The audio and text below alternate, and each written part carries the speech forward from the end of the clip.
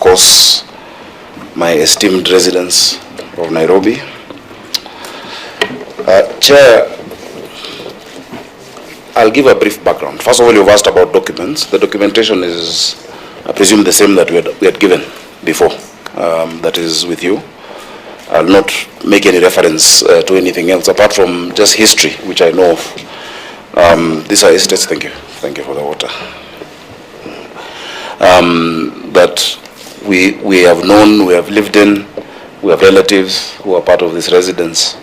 And so this is something that is very important to all of us as the people of Nairobi. Chairman, the 5 estates that are mentioned are part of many more estates that Nairobi County Government owns and intends to improve through our urban regeneration and urban renewal program. These estates were built right from the 1930s. If you look at Ziwani Estate, Ziwani Estate started, the blueprint was in 1939, and it was the lead architect and consultant there was one G. Fletcher. It was one of the first African decent housing settlements in the city. Before that, Africans were staying in squalor and in really terrible conditions, as has become the case now in many parts of the city and many of our urban areas. Jericho is also one that is historic from the 1950s. It's an estate that has produced a lot of Kenyan heroes. The first person to raise our flag, hoist it on Mount Kenya, Kisoi Munyao. We've had Napunyi, the boxer. We've had Barack Obama Sr. and many of these people, who lived there. And you'll find the remnants of their history, because the nature of these estates, and the residents will tell you, is that a lot of these houses are passed on through the family. So you'll find a child, an uncle leaves it to a nephew, and that is the case as it is in all of them. Woodley, and I can see my friend representing Woodley here, was started by Sir Richard Woodley, who was a councillor, rather named after Sir Richard Woodley. Again in the 1940s, that one housed more of our senior staff of the city council. It was a bit more affluent, the kind of houses you had there have more space. And more land. There were initially 300 tenants at Woodley, which is why the development we're doing, phase 1 is called 300 Woodley. And I can go on and on about all of those. Jericho, of course, is named after a prominent Kenyan politician who was assassinated, Ambrose Ofafa, during the clamor of independence, And Mbotela was also murdered at the same space at Bama, where it was later torched. The idea at that time was to create conflict between communities and to make the Western communities, that is Luyas and Luos, blame the Mau Mau for those murders. And so as I close that, at that time, a lot of work went on. Jaramogi Oginga Odinga, together with Tomboya, would go around Makongeni and these estates preaching peace, telling people don't react, don't respond, and we go to our independence. Now, the urban renewal program that we have, its essence is, first of all, in line with the intention, the original intention of these estates was to provide housing to Nairobians. Our population has, of course, gone up. These estates won't fill the population gap, definitely, but it will reduce pressure in many of these areas. And the example I can give is Woodley, where the first phase of 43 units are giving way to 1,975 units. There are 1,975 families who will be able to have a decent house and an apartment with all the amenities that come together with it. They're all at different stages of development. In Woodley, we were able to bring down the houses, and the site has been secured. The residents had gone to court opposing. And I understand when you live somewhere for so long, you're sentimentally attached to that place. In fact, you consider yourself an owner. Yet the courts agreed with the county that the county is the landlord, is the owner. And so long as the plan has gone through the proper process, the county can redevelop these estates. Now, the difference between urban renewal or regeneration, as it were, with affordable housing is in a number of things. Number one, the affordable housing being done by the national government is based on a statute. And in that statute, there's a levy, which all of us are paying. Everybody on our payroll is paying a housing levy. And so, from your contributions, the housing fund has billions through which they're building these houses. It is to meet a social, low-income need that there is. That is not the intention of ours. Number one, we're not drawing from housing fund for our main urban renewal houses, apart from the one lot that I explained last week of Bahati, where national government has approached us asking, if the land then will be available once we've done the decanting, that they can be able to put up units. And we said we're treating it just like how we're treating all the other joint ventures, that even as they do that, the county shall get its share of houses. The county will get its share of houses. We're the first county to negotiate that, actually. Others have a different negotiation. I sat down with the PS to make sure that we get our right. Because remember, I have also a huge component of county staff. We now have 19,000 members of staff in Nairobi County under my administration, who we also want to provide for decent housing, as it were. I made a promise when I was a senator of Nairobi, and as I campaigned, knowing for a fact that the model where people who've been living in these houses are then told that go and you'll come back and have the first priority to pay rent until you own it was unfair. I feel it's unfair, and I felt it's unfair. Because by very nature of the relationships these people have with the original tenants, there are very few, and they'll tell you there are very few that have changed hands. That card stays in the family. I say that we shall acknowledge the tenancy within our records, and once the houses are completed, they will get the house for free. And it is really not for free, because then if you consider it a back mortgage, what they have been paying, all these years, then it is a recognition and it's goodwill of the contribution that these tenants have had. I still stick to that position. We passed it in our cabinet, in the county government, and that's the position that we hold. That every family that has a card that is in our register, because a card is, you don't just hold it, it reflects with our records, will get their house. They will get a house. They will have ownership. They will not be renting. They will not be paying the county rent. The only thing that they might have to pay then is service charge, because you must service these places for garbage collection, cleaning, etc. That is the only amount that they will then have to pay at that point. Remember, there will also be other tenants who come in, who had never been part of this history, who have never lived there, but who will be paying rent, or will have bought these houses.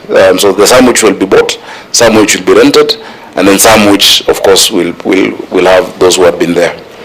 That is a stark difference between urban regeneration and social housing.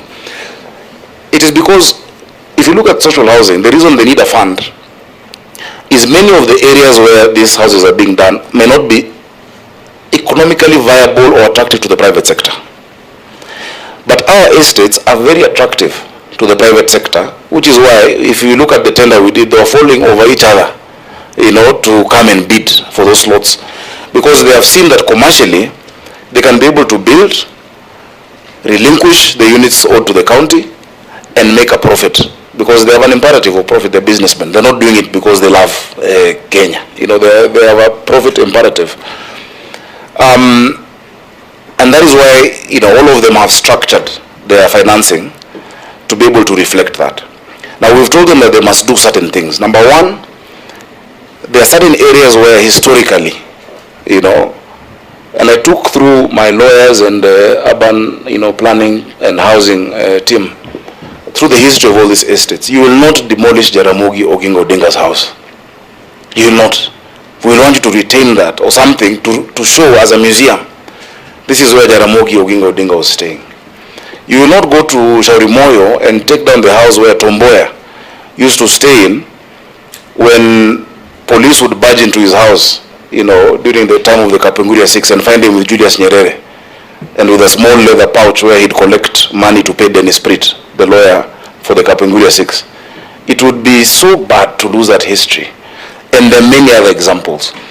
And these houses also should provide, if you go to Jericho, boxing is big in many of these estates. We need those social amenities to be put into those estates. Whether it is a new social hall, a bigger one, whether it is also maintaining Camp Toyo, which has gone into dereliction because it was being run by CDF, we've asked for it, and many other examples, Chairman. So I think that gives you the background and the history. I will ask my chief officer, the CEC is also here, Senator. CEC Patrick Mbogo is here. But I'll ask the chief officer to just run us through the specifics now of those 5 estates. In addition to the allotment, and the Woodley residents will tell you, those who signed and agreed with the county have all been given an allotment letter, which has force of law. An allotment letter is like a title deed. You can go get a loan with it. It is proof of ownership. It is legal tender. It is recognized, and they've been given. But we also compensated, and I can't even call it a compensation because it is not your house we have taken. Your landlord is giving you rent to go pay elsewhere and a house to come back and stay in. In fact, the courts were very surprised that that has never been seen or done. But our thinking is the imperative of the county is not to be profit-making. We're not trying to do business with our people. If 43 houses are giving me 1975, and that's just one example, my chief officer will give you the breakdown of the others, then it would be so greedy for government to also want to press harder on those 43 that have yielded, or of those 20, or others. So, Chair, I'll ask Chief Officer to then take us through. Just a point of order, Chair, before the CEC comes in. Senator? Yes, Governor, it's good to give that broad background. We like to ask some specific questions just about the things you've said. Yeah. Number one, with the negotiation with the national government about Bahati. Yes. What is the percentage housing the county government is getting? Number two, there is a report in today's dailies about people allocated this affordable housing, ending up selling them. We want to know what measures have been put in place by your county government to ensure that beneficiaries of all these units cannot resell them. Thirdly, when you were here last, you told us about this cabinet memo for the existing tenants to get their houses for free. Have you now submitted that cabinet memo? Because we need to see it. And lastly, a copy of that allotment letter, has that been supplied? Thank you, Honorable Chair. Okay, let me answer those. On Bahati, we've not yet gotten down to the specific percentages. It's a discussion, it's an ongoing negotiation with the PS Hinga. Once we've done that, because we've not yet released it to them, but that is the framework that we are, in discussion with. Once we agree on the percentages of housing, we shall be able to submit that. It hasn't gone into that stage. On that, before you leave that, so but at least the bare minimum is that every person that has a unit now, yes, must get a unit. That's a bare minimum. That's a reducible minimum. But of course, we see we can get more value than that. Over and above those who are getting a unit. On the issue of affordable housing and people selling them, that is a national government problem because their model is different. Is that because of Bahati only?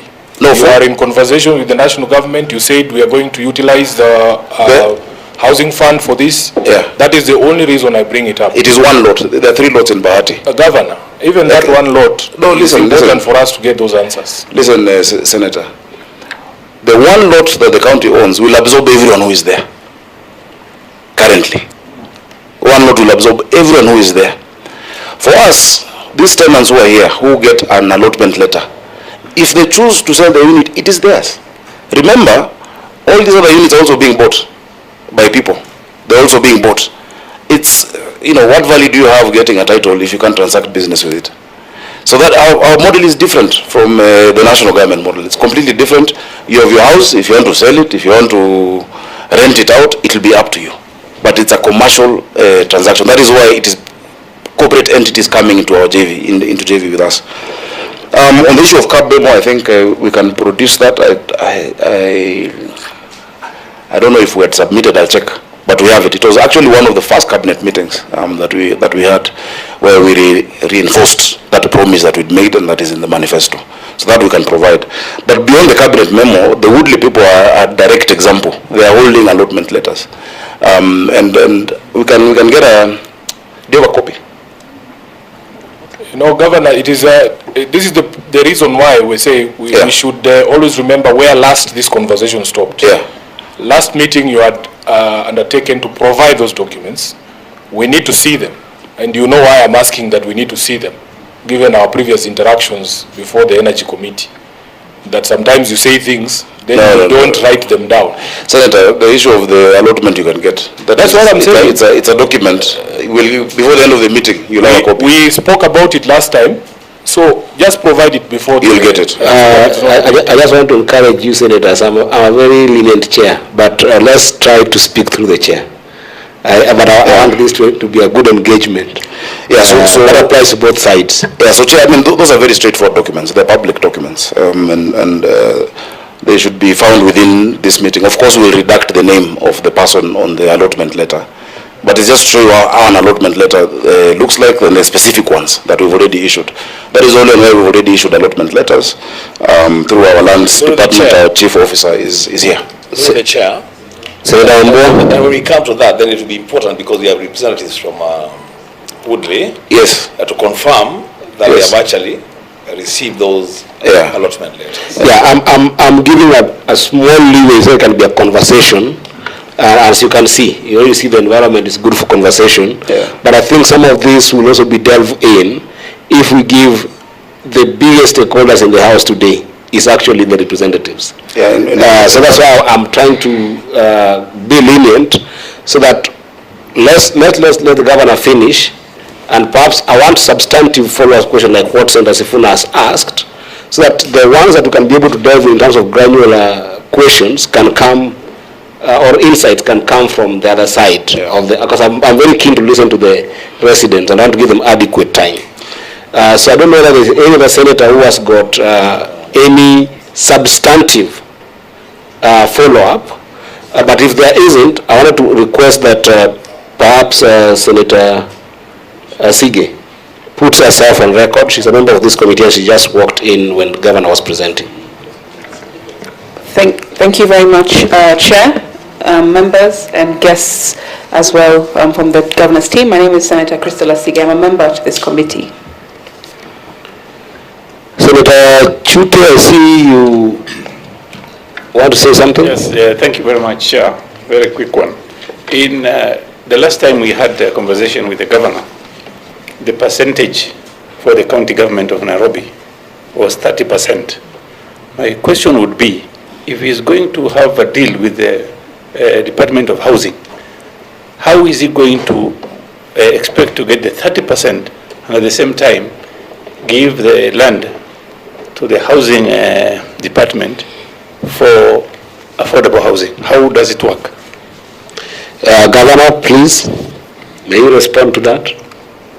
Chair, the 30% varies, the percentage varies based on the value of the land. Remember we discussed that.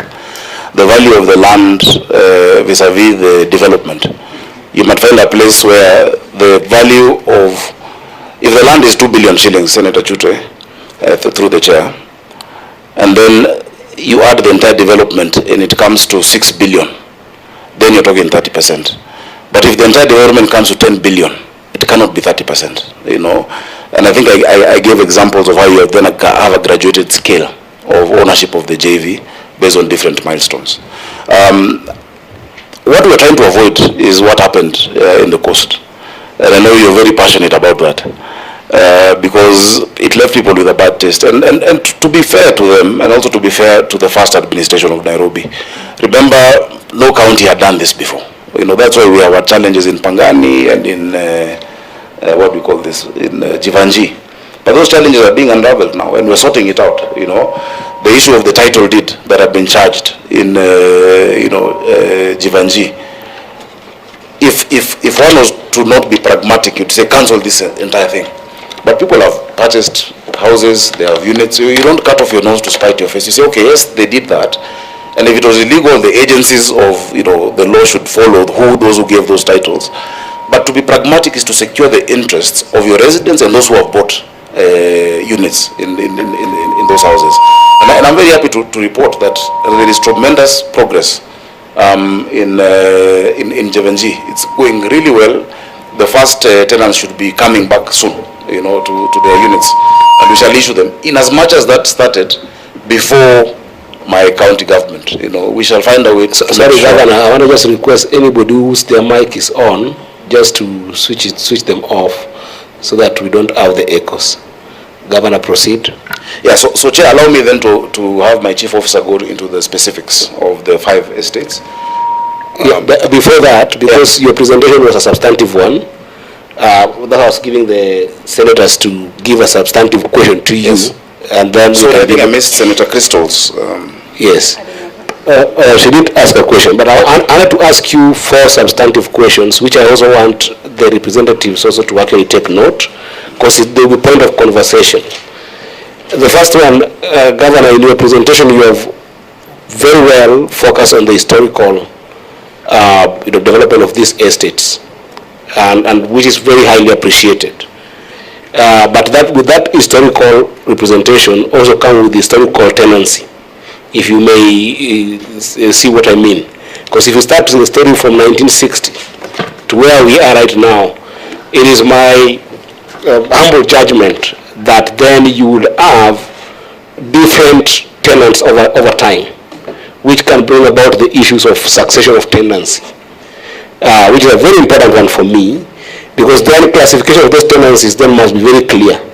Do we have secondary tenancies or do we have primary tenancies? And how do you go about that in terms of identifying who then do you classify as the tenants who will qualify for the real deal that you are presenting? So I already talked about that historical succession of tenancies. So that would be number 1. And then the second reason I'm very keen on, although I'm not a resident of Raila from Migori, but I'm a very passionate son of this country. And I strongly believe that the approach to Nairobi, being a primate city in the continent, and if you think about just the kind of business that Nairobi attracts, it certainly needs a metropolitan approach in terms of management. And that was attempted in the previous administration, not well executed because of a number of vested interests, but that will take away the idea of a properly run metropolitan city, whether it's by the county government is immaterial, but just in terms of the principle of it. And that then brings the idea of how then do you integrate proper infrastructure into these major estates in terms of your development and planning. Because you've got about 18 of them that have been earmarked, 13 of them that you're very well thinking about planning.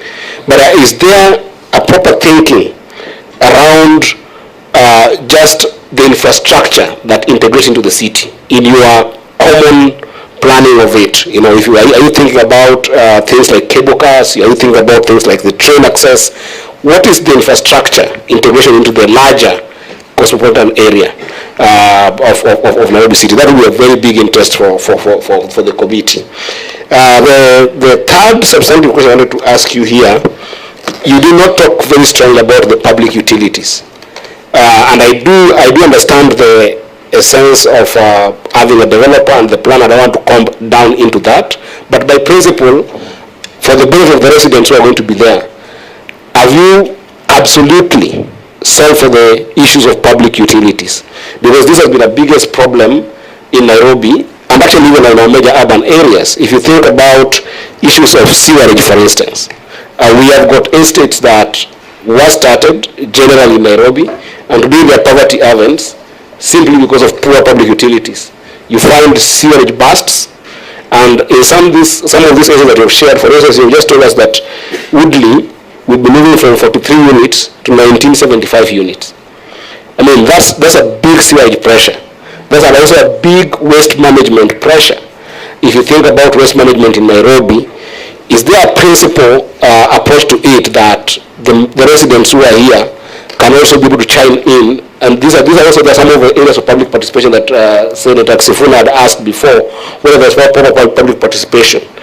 Then the last thing is just about quality of life. Remember, I asked about the dignified living of the residents as that they are currently and that they will be in future. And some of these dignified lives manifest in our lives in Nairobi every day. For instance, we're taking a simple case of flooding in Nairobi. We know what happens when Nairobi rains. There's a proper incidences that we have seen of serious flooding in Nairobi. Here we're talking about 13 estates. And we're talking about irises, which have become a symbol of concrete jungle, even in places like Kileleshwa that has been in the news, and Lavington. Is there thinking about quality of life with regards to vagaries of nature, such as flooding? This would be a substantive question I wanted you to talk through, whether now or in the mix of the conversation that we'll be having with the residents here as you're presenting. Thank you, Chair. I'll be very happy to answer them now.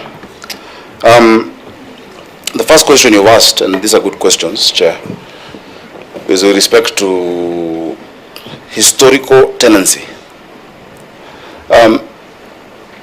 Chair, it is true, there have been different tenants from, you go to Ziwani from 1939, you know. But any lawyer will tell you that we can only get into an engagement with that person who we have a contract. And the person we have a contract with is the person in our records who is paying the rent. The Rating Act, which you passed in December, also alludes to that. And so, yes, there could be some who are the ones we've contracted, the ones who have the documentation, but they have sublet to other people. First of all, the subletting is not legal. It is not acceptable, and it cannot be recognized to us. We can only engage with those in our record who have been given that allotment and who are our tenants, Chair. In many of these estates, the extensions, they're also illegal. The extensions, there are other structures behind there. Those structures are not legal. But these people in those structures can get an opportunity to be a tenant in the new development, not to be an owner, to be a tenant in the new development. Remember, they do not pay rent to Nairobi, to the people of Nairobi, you know, because that rent is what comes to the public coffers. It is not to myself, it is to the public coffers. And so the people we recognize. Otherwise, you'll open a huge Pandora's box. Even somebody who came and put a kiosk in Jericho will also want a unit for free, or in Woodley. You know, you cannot go there. So there are also limits as to what we're able to do as a county with respect to those who are our tenants. A tenancy agreement is a legal document that is binding, either implied or implicit, or explicit in terms of a document. But just the arrangement of paying and receiving services gives you, you know, what we call the, you know, an implied contract, you know, that there exists. That yes, you're a tenant, you have that card, you're in our book, our records management, our records office, estate management has you in our database. That is the person who will benefit from this. And by the my team can feel free to chime in at any other point as we move along. And so I know now you will see many people going back to their houses because they had let go of those. You will have, and that's why we must have a very serious process of addressing each case by case. You'll have a case where you have a nephew and an uncle or a niece or two brothers claiming the new unit. You know, we will not, because the person we gave was one individual, maybe who worked at the county, as 4 children, it doesn't mean they'll get 4 houses. It doesn't. They'll get 1 unit that is theirs to own. If the others want to come and be tenants, they can then come and they'll get priority to be tenants in the other houses that will be available to them. There are limits to what you can be able to do legally. Chair, on metropolitan management of the city, I think that's a broad question. Of course, we have very good urban planners and in the city. Professionally, the Institute of the Urban Planners will tell you that they're members and of good ranking. Nairobi County is a county that is growing. By the time a lot of the plans previously were done, they were targeting a population of less than 2 million people. Today we are 7 million in the city of Nairobi during the day, 5 million at night, around 5.2 thereabout at night, because many commute to our neighboring cities. We say Kajiado is our bedroom, and so is Kiambu and Machakos, you know. And so with that, there are certain things that must be done, Chair. Chair, in the next 25 years, which is why we're almost concluding with the unveiling of Nairobi Vision 2050 steering committee. In the next 25 years, we'll have 10.5 million people in the city of Nairobi. Of course, there is a huge strain on the infrastructure as we speak. There is need for us to avoid what we call urban decay or urban sprawl, which is why our development control proposals at the assembly are to increase the heights, But it's not increasing the heights without thinking about the amenities and the utilities. And I will break down to you what we're doing with water and sewer. And many will tell you they're getting more water, but I'll explain why and how and what is happening with that respect. Chair, you have urban decay in areas where somebody has to travel from Kamulu to go drop their child to school in Makini and go to work in Westlands, or go to hospital at Mama Lucy on Kangundo Road. Yet, each of these estates should be able to have all of these amenities. That is what had been before. You'd have a health center, you'd have a market, you have a hospital, you have a school, and possibly many people would work around that area. Now, avoiding urban sprawl is not creating a concrete jungle. Any globally acclaimed urban planner will tell you that is where the world is moving to. You'll be shocked. And this one you can Google and search or research in any way. In the east coast of the US, the greenest part of the US is Manhattan. That is considered the greenest part based on carbon emissions. And it is that way because they have done what we call densification. With that densification, more people are walking, they're using less fuel, the emissions are much lower, people can cycle to work, they can walk to work, and that is how you create a city that is, geared towards the future. We're dealing with climate action. Remember, Chair, this is not just a Nairobi problem, it's an African context problem. In the 1950s, 22% of the world's population was in Europe, only 7% in Africa. Where we're going to, in that 2050, 1 out of 4 people will be living on the continent of Africa. And of those 1 out of 4, 25%, 65% will be in our urban areas. So what we're doing is something that should be replicated in our urban areas on the continent and in Kenya, in our counties. It needs to be replicated. Otherwise, you'll have sprawling informal settlements, you'll have poor quality of life. And so when we're doing these estates, we're putting into mind the need for urban areas, green urban spaces, recreation facilities, water, sewer provision, the issues of traffic. Now, when it comes to, and of course on infrastructure, this is the reason why, and you've mentioned the flooding and the roads, etc., why we are still putting up a very big fight as the governors on the issue of the road maintenance fuel levy. And I want to thank the Senate. The Senate has been resolute on this. And a lot of our leaders, especially the Right Honorable Prime Minister, he's spoken about it time and time again, that it cannot be that every Kenyan pays for fuel levy when they buy fuel. They pay for it. Inadvertently, everyone pays for it. And then there are 2 categories of roads, national and county, but you want this money only on the national roads. You come to a city like Nairobi, you find like the major arteries that everyone is talking about and has a problem, Jogo Road, for instance, Agwins Kovek, go to Juja Road, are not managed by the county. The funds are not there with the county, but when people hit those bumps, the name that is easiest to pronounce is Sakaja. Let us have the responsibility with the resources. The members of parliament cannot want to control infrastructure and plan citywide or countywide, yet the area of focus is so narrow. And I gave an example, I don't want to give a specific member, but if you have a member of parliament who has a huge informal settlement and also a middle class settlement, for instance, Upper Hill and Kibra, or Hurlingham and Kawangware, or Westlands and Kangemi, when they get money through Kera, and I don't know why Kenya rural roads is in Nairobi, but anyway, they are. When they get money, they will not put it in Westlands Supermarket or Jogo Road, which traverses more than 4 constituencies, or Hurlingham, or even areas like Jericho. They will put it where the votes are. But a county government is able to think holistically at the connectivity between these areas. So, Chair, on infrastructure, I think we need more support, and counties should also be allowed to resource it. Remember, RMLF, a component of it, I think 25%, is being securitized. But it's being securitized by the national government. Why is it that the national government can go borrow securities and do all that for their projects, but not for county projects? For you to build a city of the future, the amount of money you need is way more than what we collect, and way more than what we get from equitable share. Even if we push to 450, Nairobi will just move from 20 to 23 or 24. So, Chair, on that one, I just want to thank. Point of order, Chair. Chair, I think that if the governor restricted himself to answering specifics, we would move a bit faster. Yeah, specifically what is about infrastructure? I think you should go to pointed answers, Governor, because if we sit here and listen to all these stories, we might not be here.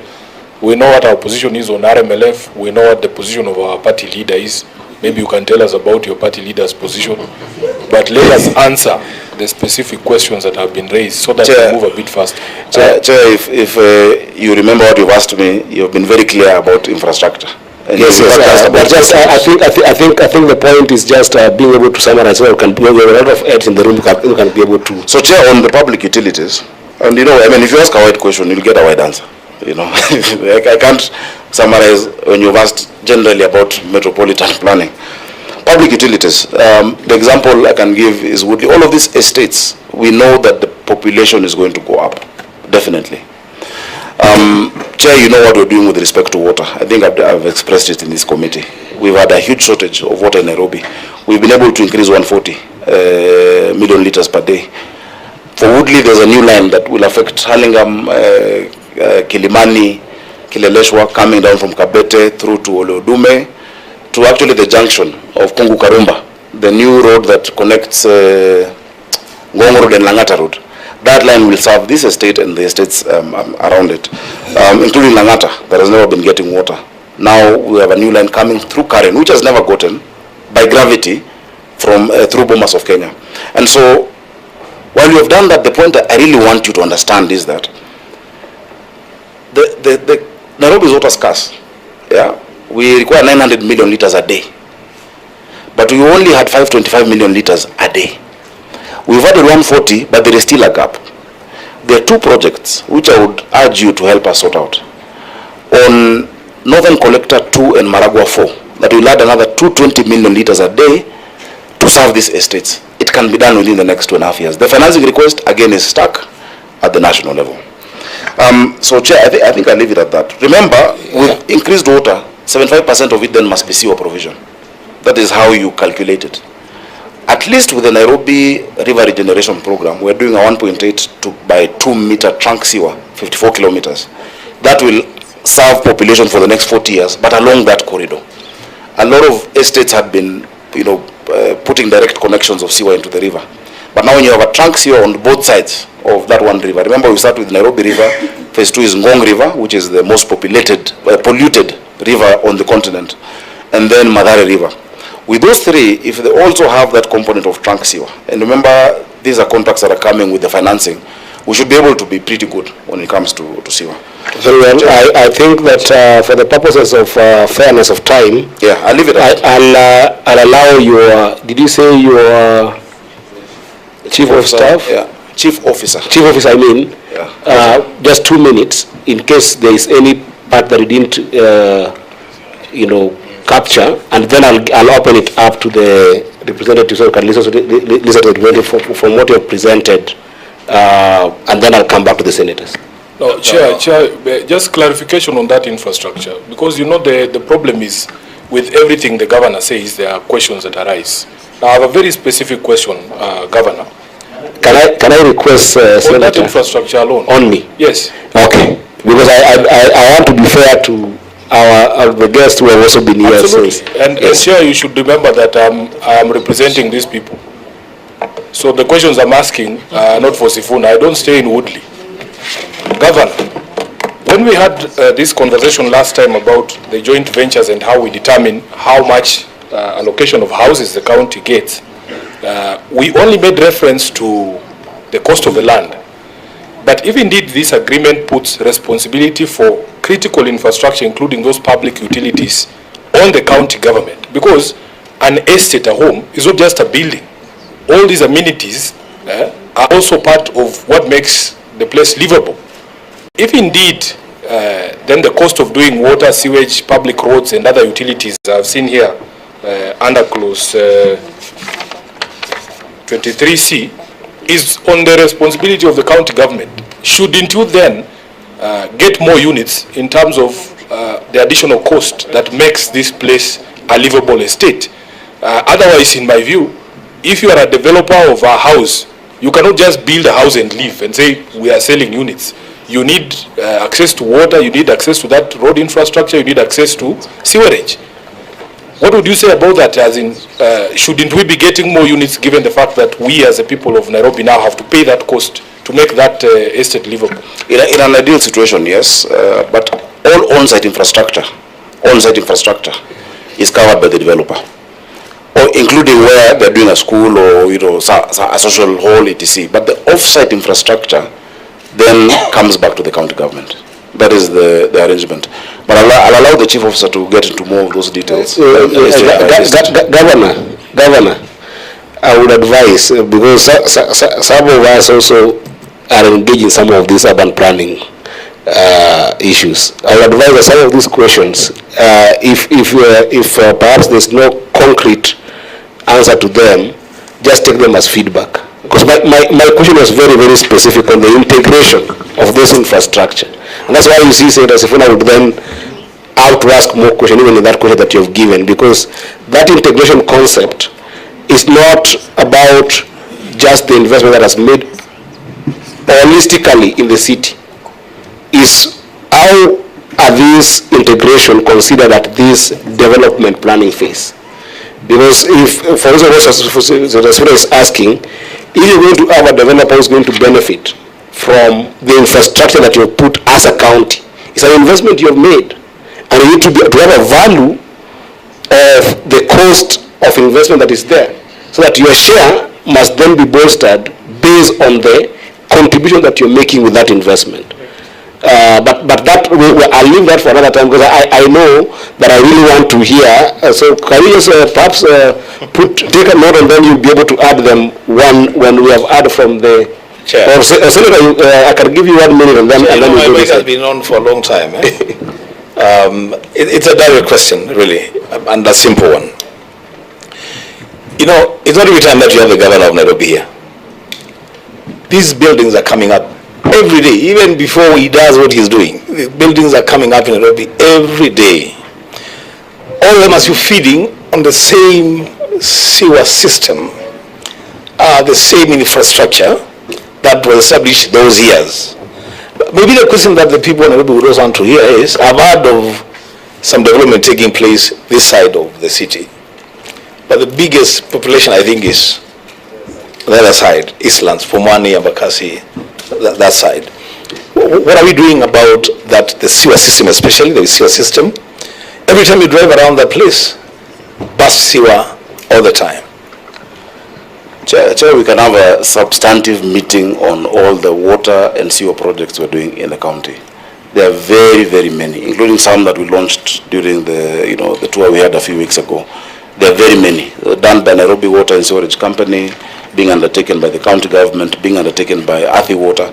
So I'll be very open to come and give you a breakdown of all of those projects. Of sewer expansion, recently we're doing Umoja sewer expansion, we're doing some in Eastlands. And the water, that's what I was explaining, the water, the first problem has been just the sheer quantity that is needed vis-a-vis how we're working to increase the quantity that then is received from Nairobi. So I'm very happy, Chair, on a substantive discussion. Just how these facilities are integrated to the entire development. That's the biggest concern we have. But I'll assure you. Just a moment, Governor. Just to say that what Senator Sifuna bringing up are very, very important, because while the development of these 13 assets are going on, what they are saying is that they are not the only development that are going on. So there is overall dependency of these facilities by other developments that are going on. We don't even talk about commercial development that are going on in Nairobi that are depending on sometimes this infrastructure. But we just wanted to have a case for integration. That's all. For how you think about access system, transport system, sewage system, flooding system, and those kind of things. And you can give us that in writing at opportune time. But I don't want to belabor that because there are more substantive issues that we need to engage with the... Unless we give you our entire development plan of the county. Chair, the county is an ongoing institution. We build roads every day. We have a plan for roads. We have a plan for sewer. We have a plan for water. Whether or not we are doing urban renewal, we'll still be doing it. And the estates we are doing will connect to that infrastructure, you know. And remember, this urban renewal plan is not something that someone came up with last week or last year. There's been a lot of professional input. Of course, they're faltered in many areas of execution, but the engineers, the planners, the architects, the transport professionals have been sitting on this for years. Remember, it started during the time of the first administration. So, if you want a substantive discussion on all infrastructure, for instance, we say in Makadara constituency, because that is where we have many of them. We have Jericho, we have Bahati, we have national government is doing some in Makongeni, in all those areas. We can be able to present that so that you can see holistically. But I want to assure you, we're not just sitting, doing nothing, waiting for houses to come up, Chair. But please have that assurance. Problem, Governor? Please. Can I give you 3 minutes? Can I do it in 3 minutes? Yes, I'll be very... Okay. I'll be very quick. We have several projects in Nairobi in what we classify as phase 1, phase 2, and phase 3. Phase 1, you're all familiar with it. It's Pangani and Jivanji, which are under construction. Phase 2, we have Woodley, Lot 1, Kariobangi North, Bahati Lot 3, Maringo Lot 2, Jericho Lot 1, Jericho Lot 2, and Ziwani Estates. Of this, in phase 2, only Woodley is under construction. The rest are currently in the joint venture stage, where we are imminently about to sign with the partners that we have secured. Then we have another phase, which is what we are calling phase 3, which we will be advertising. Phase 3 comprises what we advertised in phase 2, which didn't get a developer, and now the new lots that we'll be putting out. These are Bahati Lot 1 and 2. Again, we might drop, based on our negotiations with the national government, we might drop Bahati and release it to the national government. We have Maringo Lot 1, Jericho Lot 3, Lumumba Lot 1 and 2, Bondeni, Embakasi, Woodley Lot 2, Woodley Lot 3 and 4, Maringo Lot 3 and 4, Lumumba Lot 3 and 4. So those we will soon advertise to secure developers. That is the summary of where we are in terms of status. Very well. Honorable Senators, I wanted to seek your, congruence whether we can be able now to have open this to the representative of the estates, just to hear from them what their reaction will be. Just before you do, yes, I don't think the CEC had followed the guidance that the chair gave. Okay. That there are 5 estates present in this meeting today. What you need to do, don't tell us about the other lots. Just those estates that are in this meeting today, what is the status? So maybe you can the chair had guided Lumumba are here, Woodley are here, Maringo are here, New Pumwani are here, although New Pumwani was a different issue, and the other one, the clerk can guide. Just maybe just give a breakdown of the status in those that are present here. Okay, thank you, Chair. My apologies for maybe missing that direction. For Lumumba, we did not secure a developer when we advertised, so we will be advertising Lumumba, Lot 1 and 2. Jericho, Lot 3, we will be advertising, but currently we have prepared the joint venture agreement for Jericho, Lot 1 and Lot 2. I hope that's clear. New Pumwani, I think that's something else. It's not part of the mapped estates. Woodley, we have Woodley Lot 1 is ongoing. The developer is on site. I believe currently setting out to begin construction. Then Woodley Lot 2, 3 and 4 will be advertised. Maringo Lot 3 and 4 will be, Maringo Lot 1, Maringo Lot 3 and 4 will be advertised, while Maringo Lot 2 already has a developer with whom we are signing a joint venture. Thank you, Chair. Okay, thank you so much. Senator, is that in order? Senator Sifuna? Yeah, Chair. You know, there's a breakdown of the phases. We have pre-construction, construction, and post-construction activities. Now, when you say you are advertising, is it safe for us to assume that you are done with all the preliminaries, including the engagements with your tenants? Yes. Please go ahead. You are done with the tenants. All public participation has been concluded in Lumumba, in everywhere. That's what you're saying. In terms of the intention to develop, all right, that one we have concluded. What is not concluded is the conversations around the inconveniences, what the chair has been calling the dignity of tenancy and how we are compensating these tenants. Those conversations are pending, as they are for most of the residents who are here. We are yet to, lock down. Are we going to give you a 2-bedroom? Are we going to give you a 1-bedroom? How long is the, eviction notice? How many months do we compensate you to be out of sight before you come back? So those nitty-gritty conversations have not yet been concluded with all of those estates. Now, wouldn't you agree with me, Chair, that pending conclusion of that conversations, you're poisoning the atmosphere? I think there was an undertaking by the governor last time you were here, Your Excellency, that nothing would happen prior to conclusion of those. I don't know why you're calling them inconveniences, because these are that choice of word is a bit odd, Madam CEC, because these are serious concerns that are being raised by your tenants. No, and, she's saying the tenants' inconveniences. Tenants being inconvenienced. That's what I'm saying. I doubt you will classify the concerns in Jericho or Lumumba as inconveniences. These are major concerns. And Governor, we had advanced this conversation where you had gotten to a point where I think you had undertaken in uncertain terms that there would be no agreement signed without these so-called inconveniences having been cleared. But maybe, Chair, with your guidance, we can hear from the residents about these inconveniences. And then, before even that, the applicant, because I want Governor, this committee is very keen on closures. Some of them will be long-term closures, some will be medium-term closures, but some are certainly short-term closures. And those closures, what I was expecting in that particular brief, I think it's one of the most important briefs that we have had in the entire conversation. What I was expecting is, with Lumumba, this is the timeline we have to conclude on those concerns. These are the ones we've concluded. In the next 2 months, 1 week, 3 weeks, we are concluding on that conversation for once and for all. We are proceeding this way.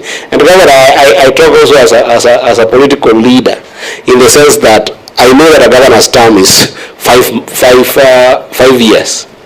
And the last 1 or 2 years, there is a lot of political activities going on.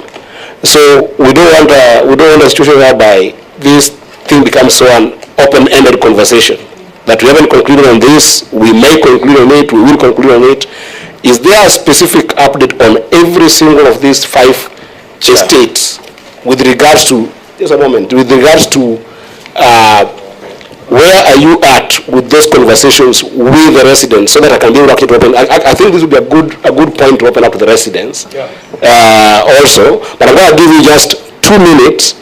If you have got that brief, what you have said that you are spending, how long is this going to be pending in your view with regards to each and every of those estates?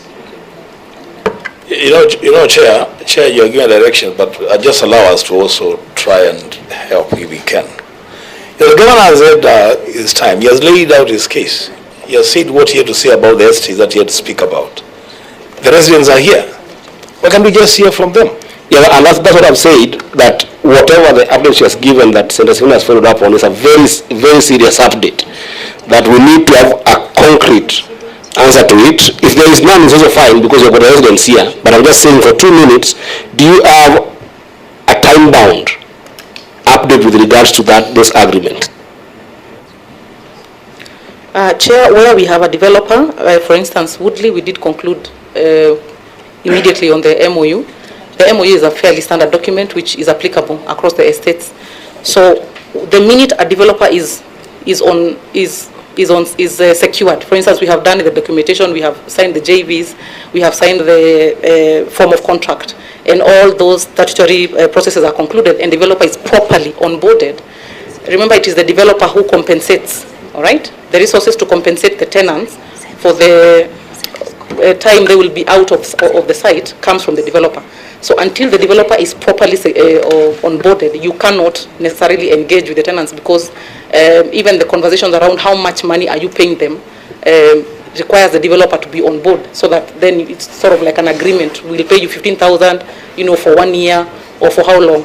So a lot of these conversations will move faster once we conclude with the joint venture agreements. Where we have concluded the joint venture agreements, Reed, Woodley, and Kariobangi North, those conversations with tenants have been concluded. The MOUs are just pending signature. Woodley be finished, Kariobangi North, we are just about to do it. So as soon as we are done with these other 5 joint ventures, then we should be able to lock the MOUs with the residents. So that's the sequence of events, and which is why we have not yet fully concluded with the tenants, because the JVs are still ongoing. Okay, I think this will be a good point to now transition to the residents. And I think the neater way to do it, if you would allow me, our guest for today, I will go estate by estate, and I will first of all just request the chairpersons from the estates to, make a submission or respond to what the governor has said. And then time allowing, I'll then go another round whereby I'll allow the estates to actually perhaps have maybe a secretary or a member who, depending on how you are organized, I'll be fine opening it up to any of the residents members. But let's start with the chairpersons of the estate, and I will start with the Ofafa Jericho. If the chairperson or the person representing the chairperson is here, then I will give you this opportunity to perhaps, let me just see in terms of time. I think 5 minutes is fair, isn't it? I'll give you up to 5 minutes. If you have to share that 5 minutes with a secretary or a treasurer or a member, you are free. This meeting is free, but we'll start with Ofafa Jericho. And remember to reintroduce yourself for the benefit of the governor and his team before you do a submission or a response or a query that you want the Senate to be vigilant on this development. Thank you. My name again is John Mugoda, Chairman of Ofafa Jericho Residents Association. Excuse me, Chair. May I make an honest request? Sure. 5 minutes may be too short for us to present. And if we are to start presenting, I would request that Maringo, the way we had arranged it, start presenting, we follow, then Lumumba comes through. If you don't mind, if you can give us at least 10 minutes.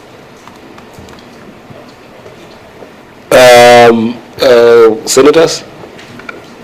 That's fine, Chair. I think it would be only fair, given that we on our part have exhausted the better part of an hour and a half. Yes. Which hour belongs to the governor. The senators have only taken half.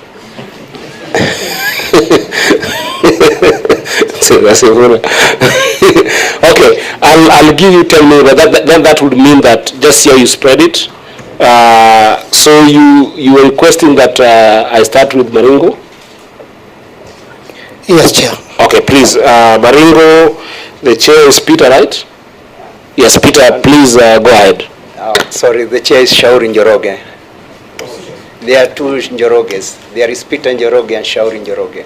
Yes, Njoroge. Yes. Because Peter was there for the representatives, right? Yeah. Yes. Please go ahead. Okay, thank you, Chair. And thank you, our able senator and the Senate Committee for inviting His Excellency, the Governor. We have never met him since we elected him.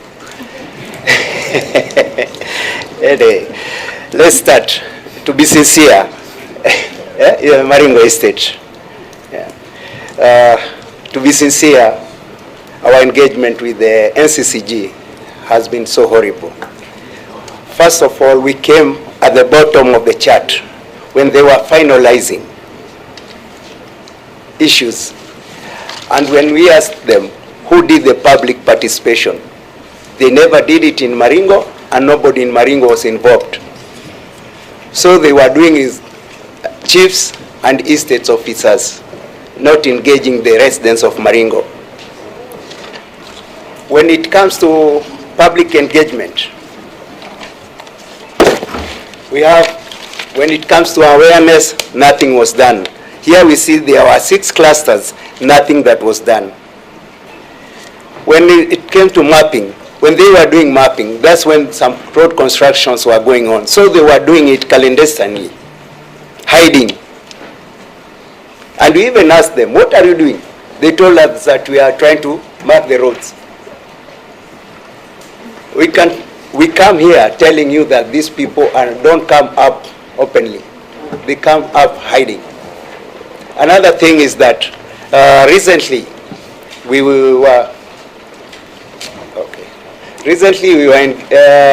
engaged the county assembly committee, and several issues came out about public participation. We came to notice that they are even doing public participation in WhatsApp selectively in an area where they call it Lot 2. We have 310 houses. They only engage 74 households, leaving out the rest. And when the acting director of housing was asked to clarify, he said that it's true, that they are doing public participation in WhatsApp, but selectively. It's in the hazards. Another thing is that we came to notice that this project is not following the constitution. Even the county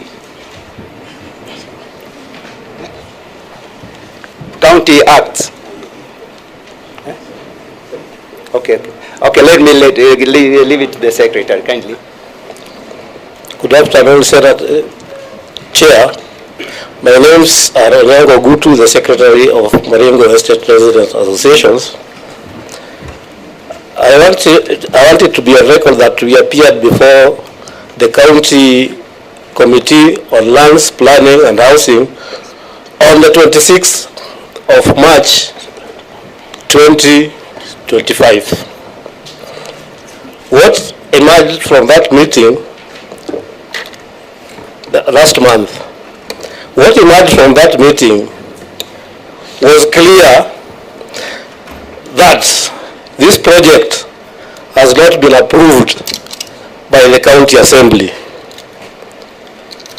We referred them to Section 114 of the County Government Act, which subsection 2, which says that a project of this magnitude must be subjected first to public hearing.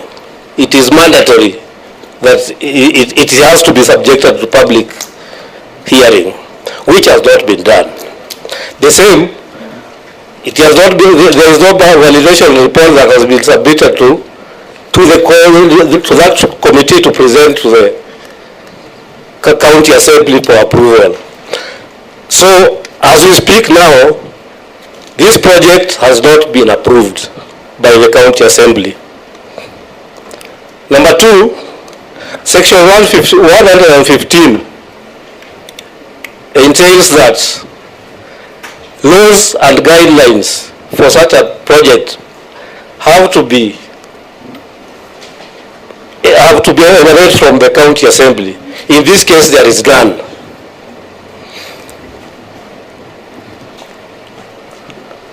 So in our view, or what we fail to understand is why somebody should be so desperate as to try to implement a project which has not been approved, knowing that it is an illegality.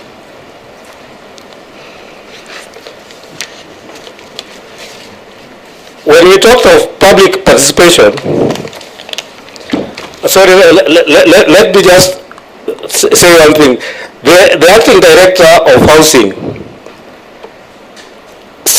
told the meeting that only 7 NCAs they went with to Naivasha are the ones who approved the project, contrary to provisions of Section 114 of the County Government Act. When we come to public participation or public engagement, we had about 6 of them, but on all occasions they were coming to tell us what they are intending to do or what they have passed, not putting into consideration our inputs, which they are conducting the public participations contrary even to the provisions of their own guidelines. I think we gave out files and we have put all the documents that will prove that they were not even following their own guidelines. Just a moment, clerk, did you receive any documents from just the same way we do with the governor? If the documents that were received, I know we might not have enough copies. If there are not enough copies, I want you to share with the senators because they are seated there, just so that when there is reference made, senators, you can have the benefit of interpreting the document. And also I'll just be keen. Chair, we presented enough documents. Yes, we presented enough files. Okay. No worry, the clerk will supply the senators with the files. Go ahead. On matters of ownership,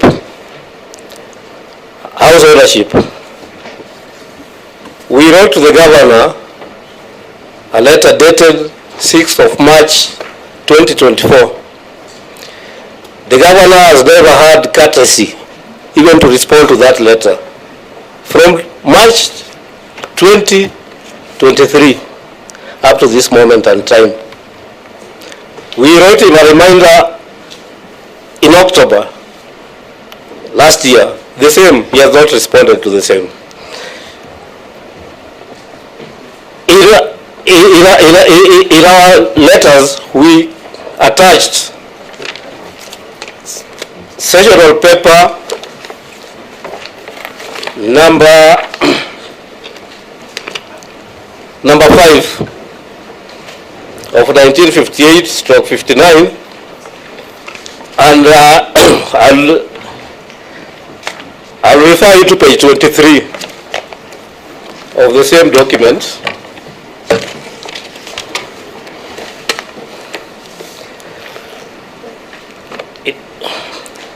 Though it is faint, it is somehow highlighted. It talks on how Maringo was constructed. This was constructed with an agreement between the Central Housing Board and the contractor, and they only handed the houses to the city council, the then city council, as trustees to collect rents on their behalf, or on behalf of the Central Bank, which is now referred to as the National Housing Corporation. The sessional paper illustrates how the money was supposed to be used. It included all even claims. We wonder what claims the city council or the county government is claiming on the estate. We also have sessional paper number 4 of 1959 at page 39. It gives the redemption period of the loan, which is put at 25 years. It is very clear that that loan was supposed to be redeemed within 25 years. But the city council have continued collecting rent. They have refused to reply to our documents. In fact, even in our sitting, the acting director said that they own the houses in trust, meaning the houses do not belong to them. We also have answered extracts of 1960, which is clear.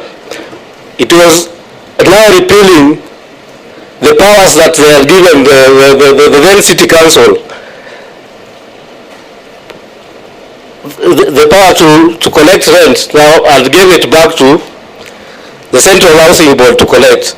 And it is even clear that what they legalized at that time was only administrative arrangements that the City Council and the Central Housing Board had.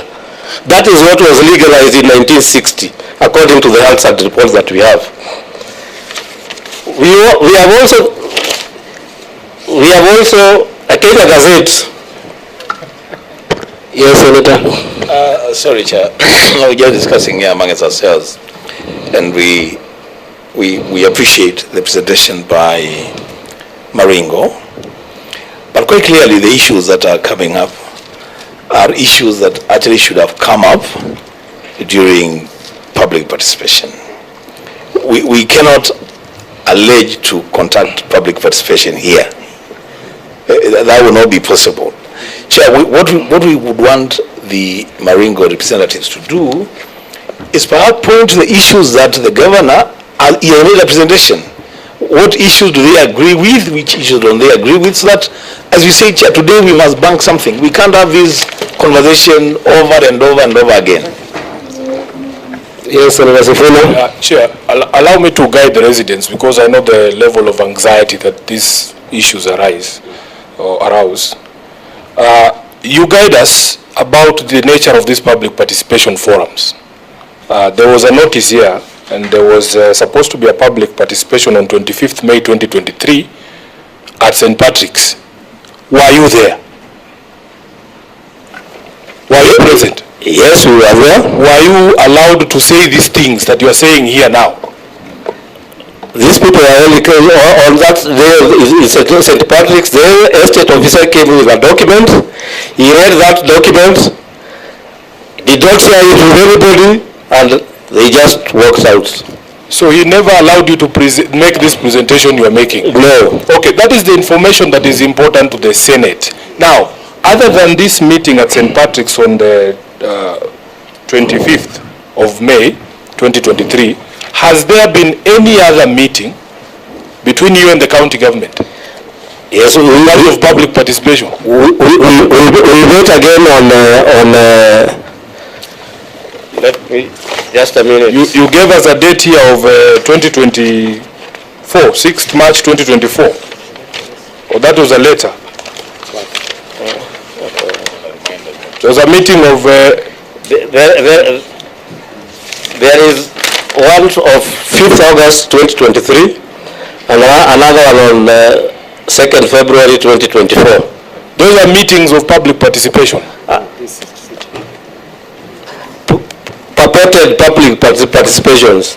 Were you present in those meetings? Yeah, I was present. Did the county leadership allow you to make that presentation that you are making now? No, we have never been allowed to make that presentation. And I started by saying that we have even written to the governor, and he has not even had the courtesy of responding to the same. Okay, that is clear, Chair. I think we can move, unless there is any other issue. I've been very lenient. You have actually taken about 17 minutes. Thank you. Yes, but I was giving time because I like classifying sometimes some of these themes that come out. So I think that the theme that I was getting is, one, a miscommunication between you and the governor, where there is no, maybe some exchange, communication, which I think that the governor will respond to at the right time. But then there's also the issue of the legality of the project.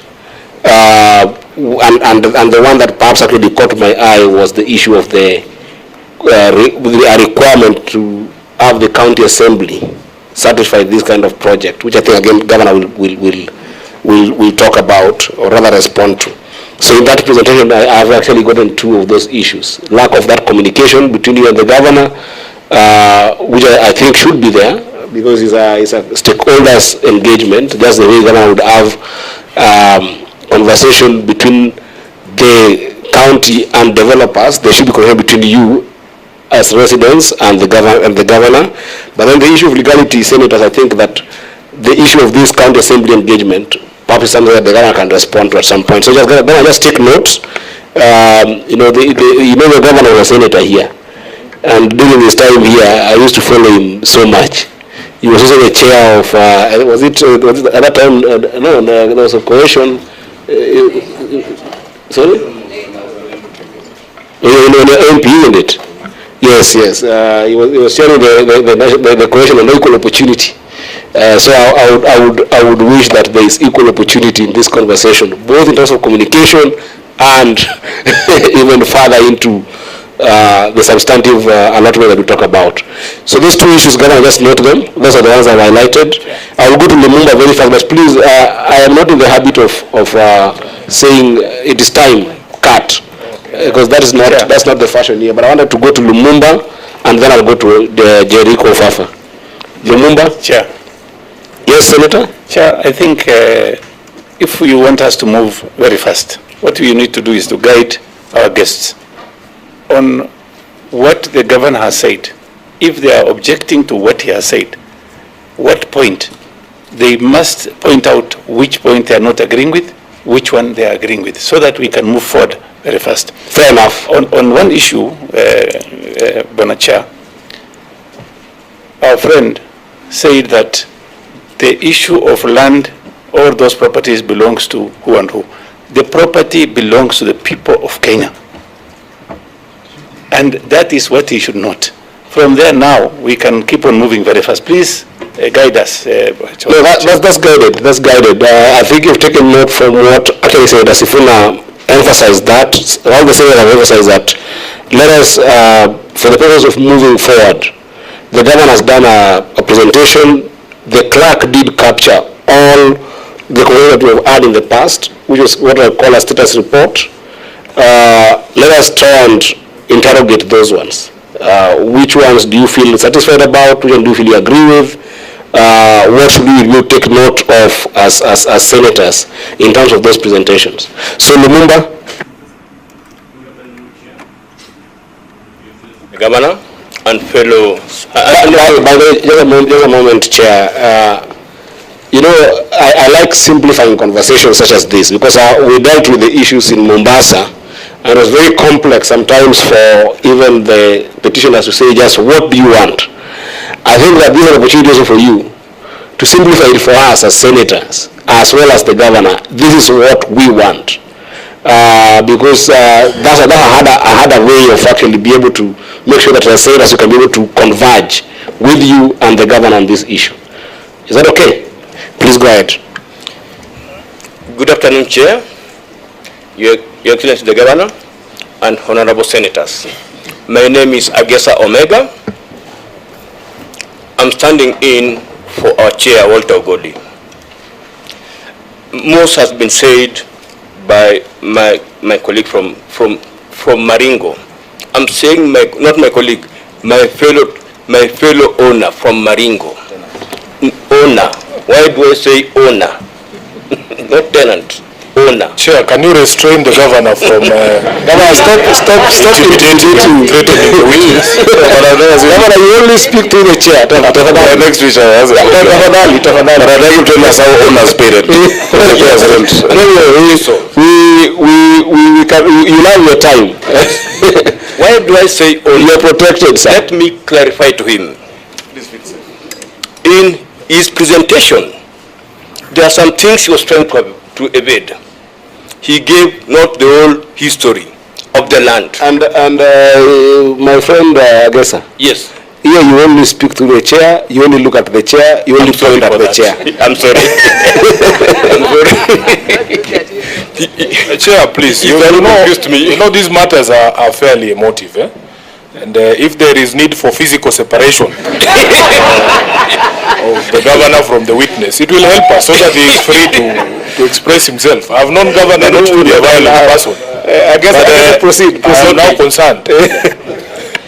Why do I say honor?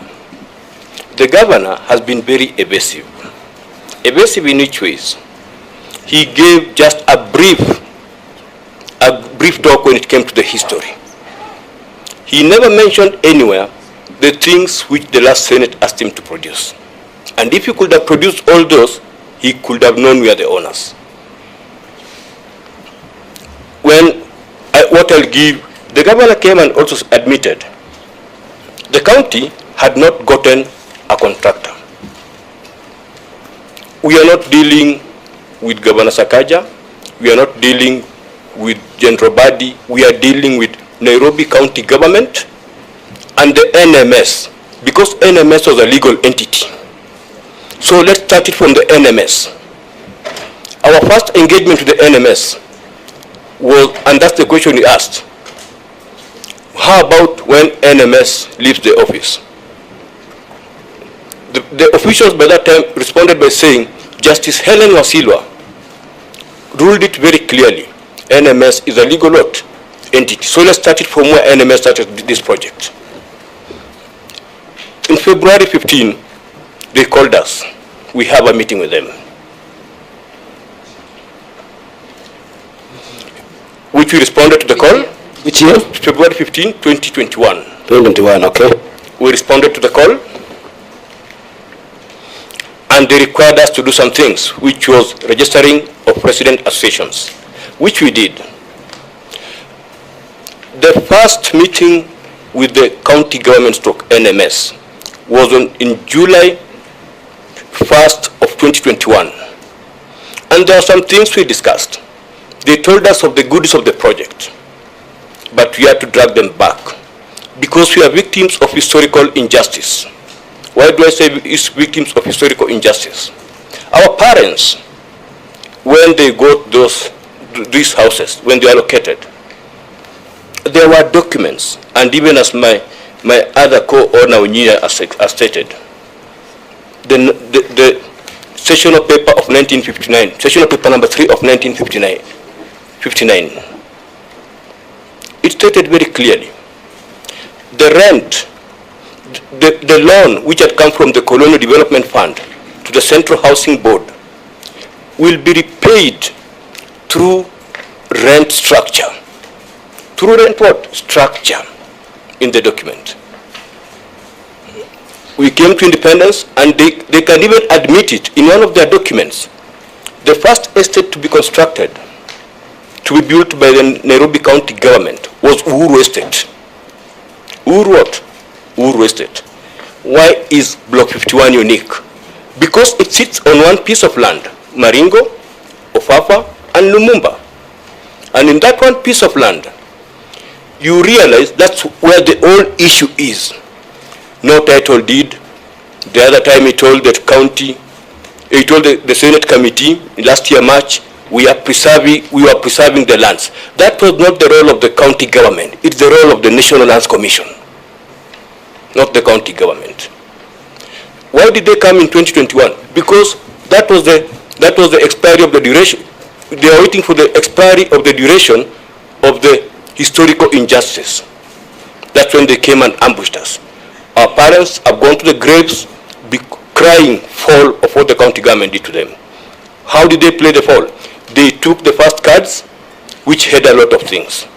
Now they gave us the cards, which now had the social housing thing. When they gave us those cards, when our parents went to ask after, in 1988, they asked the councillor by then, Sami Mbogwa, tunataka nyumba zetu. The only thing they could tell us is, wapi imeandikwa hiyo. Knowing very well when they had come from the village, they never knew anything related with the law and housing. The governor each and every time they ambush us, through SMS, unlike before, when they advertise one, two, three things, in the media. I'm talking of the print media. We have the copies of the print medias with us. When we had the first engagement with them, that's why I say we cannot trust them. They keep on shifting goalposts. We agreed all what had been discussed, which we presented to the Senate committee last year, for them to avail. After availing, we agree on certain issues, which they said, kama iko hivyo, kama ni ukweli, we shall honor it. We agreed the secretary and our secretary, they meet, they synchronize the meeting minutes, it become one document, not a public participation, a document for the minutes. From that time, they have been taking us in circles, ambushing us with things which are not there. Only for the March 2022, we were invited to go to the NMS offices, NTCG offices at KCC. Because we kept on asking them, if you can't honor these minutes, how will you honor the agreement? They came with a shambolic document. They said, now here it is, you people start signing now, this is the document. We refused to sign the document because what it contained was not what we agreed with them. Some of the things we agreed was, they come with the title deed of the land, Block 51. They come with the design of the houses and everything. And then before that, when they had even started the process, they told us to register. They engaged us first in July 1st, 2021, and yet if you check on the document, the expression of interest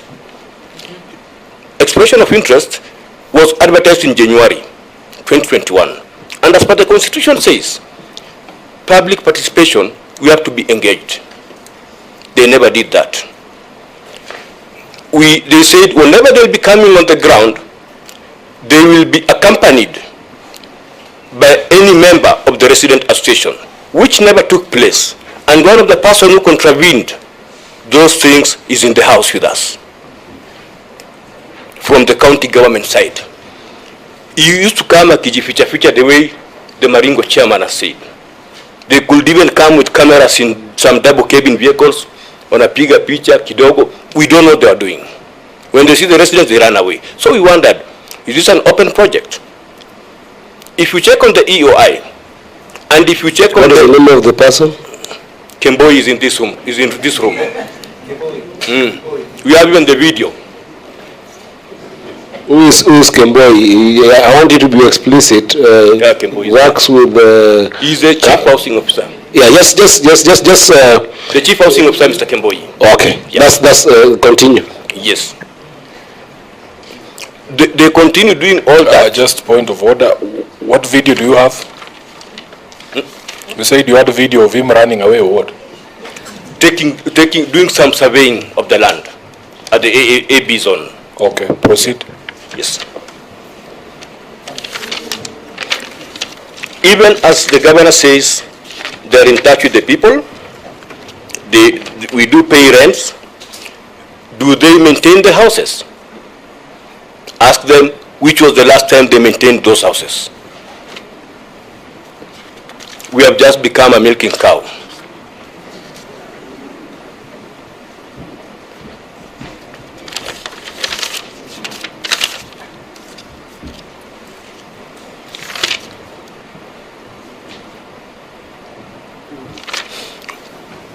I think I will stop with that leave for my chairman Mugonda because of time. Okay. Just one question, Chair, to Mr. Gesa. Go ahead, Senator. Mr. Gesa, we have a report here from the county government on this public participation. They say there's an exercise at Lumumba Social Hall on the 25th of May 2023. Were you present at that exercise? I was present. And when did you get opportunity to say the things that you are telling the Senate today? We were present.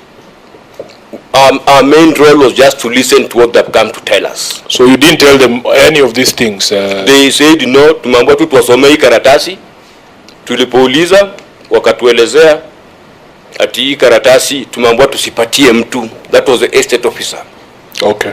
Estate officer Lumumba. Okay. Yeah. Chair, another supplementary. Chair, with what Mr. Agesa has just said, what then, as per your own question, Chair, is the ask from him representing Lumumba? Yes. What we expect from the county government is for them to come and hold a public participation. We discussed some of the things we are raising here, one of them being the ownership of the land. Immediately settle the issue of the ownership of the land, that's when we shall now discuss about the project. Okay, I guess just as I said, I like concretizing what I'm trying to get into the theme, and that's why actually, if you heard about substantive questions, the four of them, now they are coming out, Governor. I'd ask about the question of successive tenancies, which is basically substantially the issue of is there an ownership problem or this. But for you particularly, I guess, you have referred to session paper number 3. Yes. Which was a contract of finance proposals. Yes. For the Nairobi African Housing Project. Yes. Are you telling this committee that in your humble view, or rather your understanding, that session paper was a contractual agreement that the tenancy payments you were making were towards ownership? Yes. I want that to be very clear so that yes. It's a substantive issue, Senator, so that you take it note. That is your understanding as the residents? That is my understanding. Yes. Adding unto what? I was not born in Pumwani, I was born in... Yes, so you and that's why I was talking about succession, because you brought the issue of your parents, yes, who might have been privy to this understanding, and that's why you have filed that contractual paper with us. Yes. Is that the understanding? Yes. Senators, I want to take note of that. That's okay, Chair. So yes. Then the only thing that then we would ask is that we conclude these things. Sure, Senator. So, have you tabled that agreement that says that you're paying this rent towards ownership of the house? That's yes. one. Yes. And secondly, so what are the residents of Lumumba claiming? Are they claiming the land and the houses, or just the land and not the house? What do you own there? Is it the land and the house, or just the land? The residents of Lumumba, first and foremost, they are claiming the land. That is number one. And then secondly, when it comes to the issue of houses, it's a matter of discussion amongst the residents. Chair, I want to finally just let him clarify whether this dispute, a dispute about ownership of land, there's places you can take those disputes. Yes. I don't think that sitting with the county governor, you cannot discuss and agree who owns what. Yes. So which institutions are handling that dispute about the ownership of Lumumba and Maringo and Jericho? Yes. What we did, we had to go apply to the National Lands Commission. We had to give our place. Then Commissioner Fatma had to release a team to come on the ground. A team of surveyors. Fatma herself, the surveyor was by the name of Paddy. They came on the ground. They did the survey they started with Maringo, then they came to Lumumba, then they went to Ofafa. And they said they are doing that pegging because in the records, this land does not have any owner. That's why it doesn't have an LR number. So your position, or what you're telling this committee, is that this dispute is before the National Lands Commission on ownership, not the size or whether who has the title. Who owns this land is a question before the Land Commission, the National Land Commission. Yes, it's before the Land Commission. And when we did a follow-up, we had to do a follow-up, the National Lands Commission. Use the mic, please. We had to do a follow-up, the National Lands Commission. Then after doing a follow-up, sometime back, it was last year, we were summoned by Commissioner Fatma. She told us, we have realized the Nairobi, that is immediately the governor had just come from the Senate committee, this committee of roads and housing. She told us we have realized the county government has got the title deed. What we asked her was, how comes they have a title deed and the governor admitted before the Senate committee on roads and housing in front of all media cameras, the county government does not have a title deed? Now where have they gotten it from? Now, these documents have come from you, right?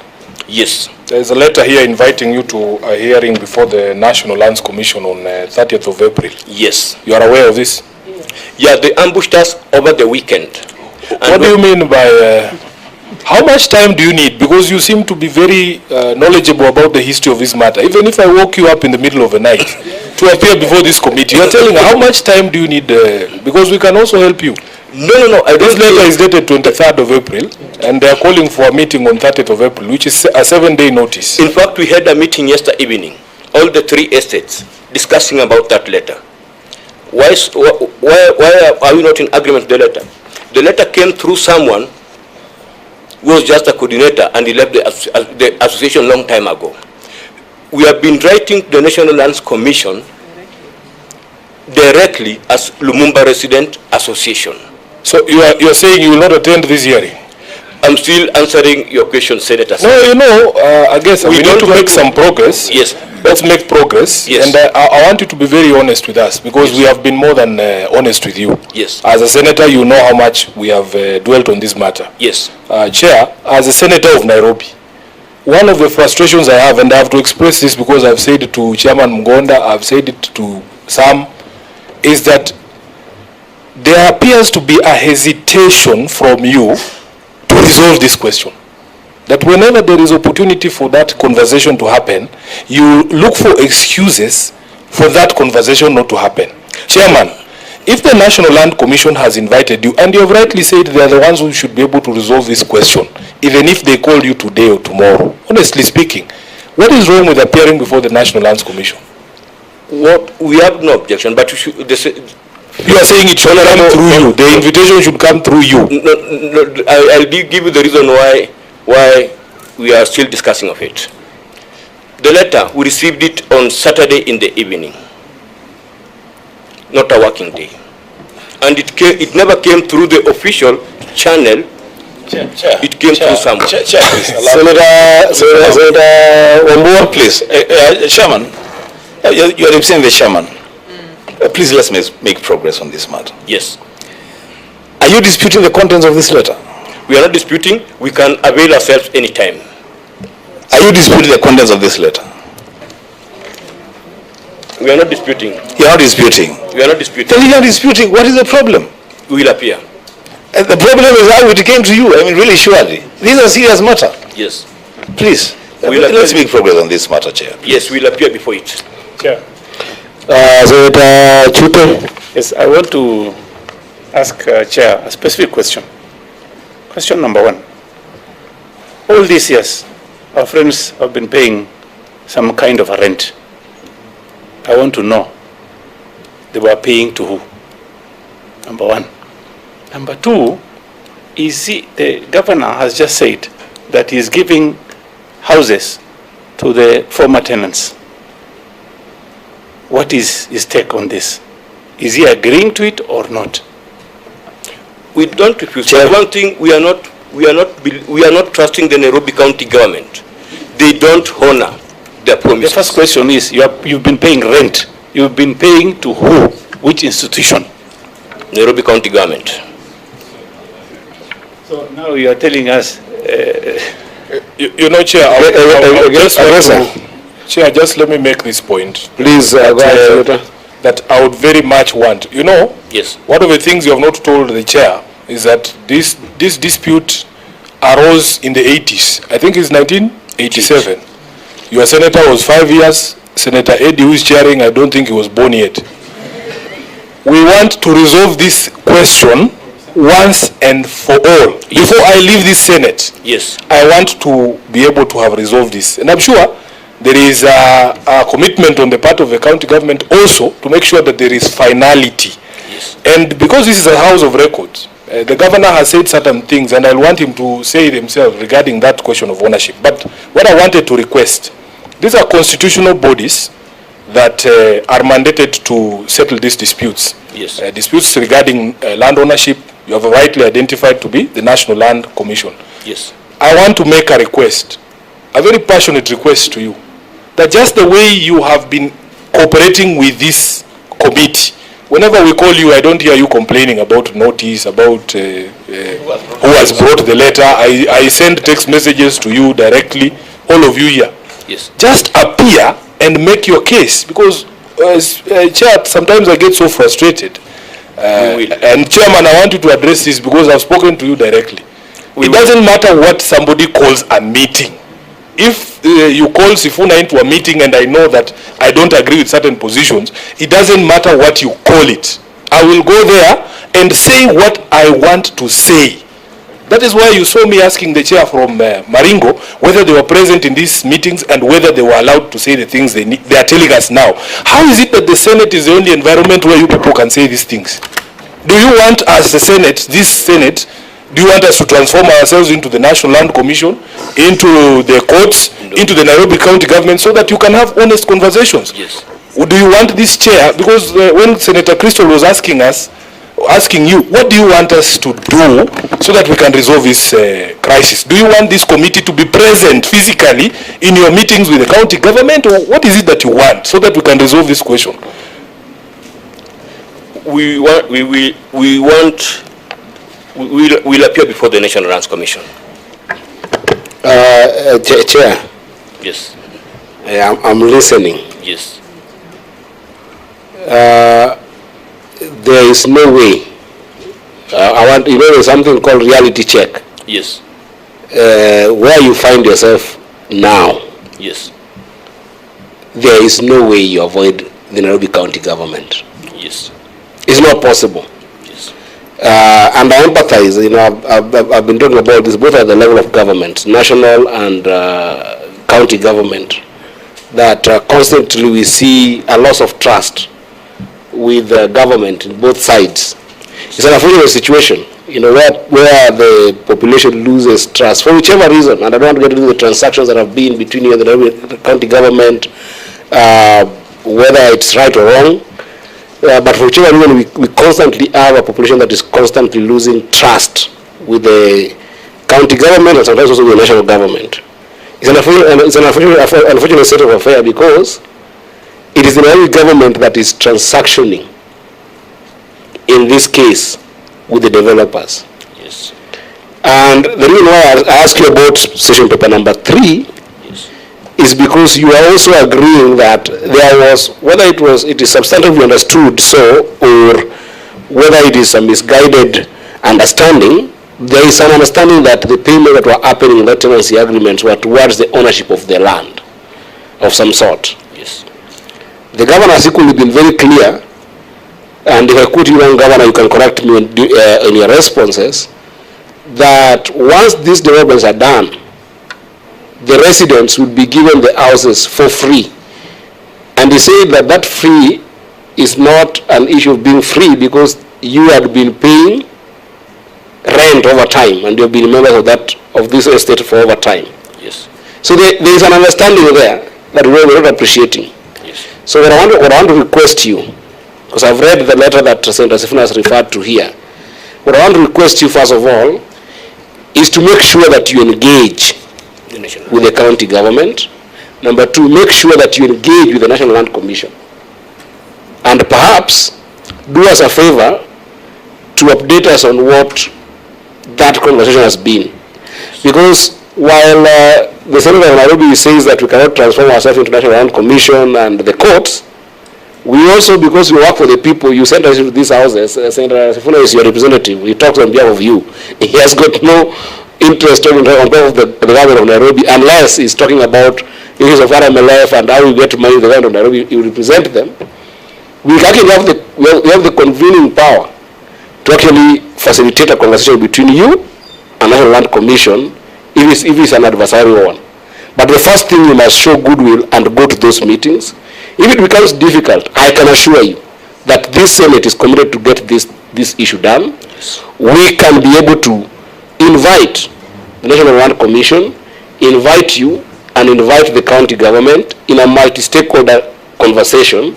But first of all, we need, I don't know whether to say is to restore that trust, because we can't. But we need that engagement to continue. Yes, we will. So please listen to Senator Sifuna and engage with the National Land Commission, appear there, say what you need to say, be firm, update the Senate. Yes. Is that a good place to finish your presentation? I can go to the next. I agree with it. Thank you. In total. Can I go to Jericho Fafa? Yes. Yes. Thank you. Thank you, Chair. Thank you, Chair. Again, my name is John Mgoda. I am the chairman of Ofafa Jericho Residents Association. Chair, there is a danger of a driver arriving at his destination without passengers.